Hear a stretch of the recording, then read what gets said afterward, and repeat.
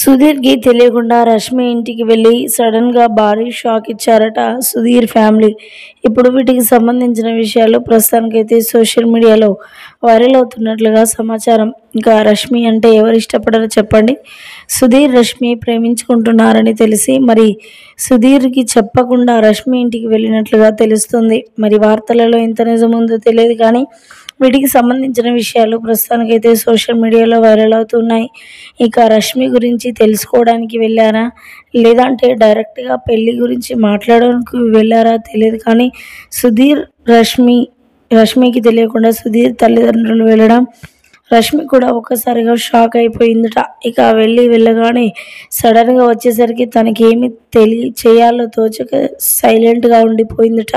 ఇక తనను చూసిన సుధీర్ పేరెంట్స్ మాత్రం కుందన బొమ్మలా ఉంది అమ్మాయి, నాకైతే చాలా బాగా నచ్చింది అంటూ కూడా ఒకరిని చూసి ఒకరు మాట్లాడుకున్నారట.